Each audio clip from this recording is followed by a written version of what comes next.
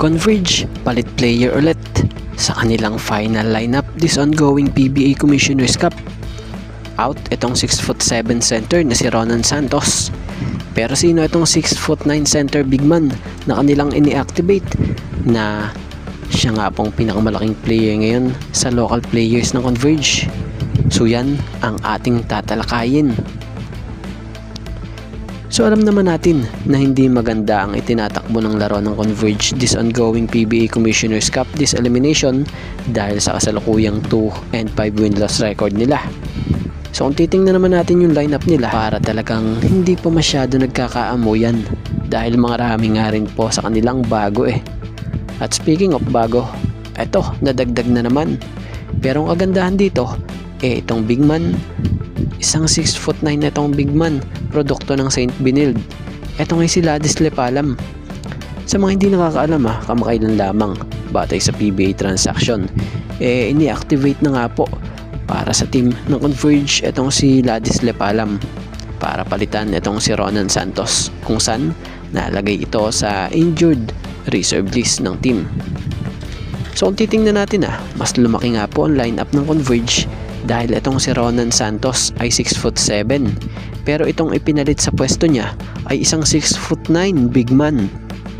So si Ladis Lepalam nga po, sa mga hindi familiar rito, ito ay ang former Meralco Bolts draft pick na minsan na ring nakita or naspatan sa Meralco practice. Kaya lang sa kasamang palad, hindi na nga siya tumagal doon. Kaya nung dumating ang pagkakataon na magkaroon siya ng chance para mag-try out dito sa Converge, sa kabutihang palad nakapasok siya sa team at napapirma pa ng contract. At nito lang sa ongoing PBA Commissioner's Cup, tuluyan na nga po siyang ini-activate. So napakabata pa nga po nitong si Ladis Lepalam. Kung di tayo nagkakamali please correct me if I'm wrong.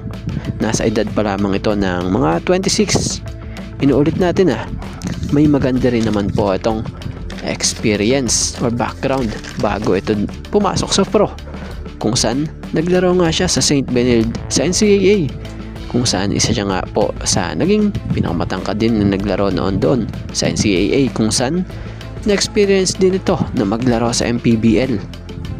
So kagandahan lang kay Ladis Lepalam, nagkaroon ito ng training and exposure nang ma-invite ito noon para mag-train kasama ng Gilas Pilipinas bilang paghahanda noon sa 2023 FIBA World Cup qualifiers. So ngayon, dito na tayo sa kasalukuyan. Ngayong nasa PBA na nga po siya at nai-activate na para sa team ng Converge, pwede niya nga pong maitulong sa Converge yung pagiging center niya with strong rim protection abilities. So kung gusto nyo malaman kung paano nga ba gumalaw sa laro ang isang Ladis Lepalam, ito ang sample bago nga siya pumasok sa pro. Ganito na siya maglaro.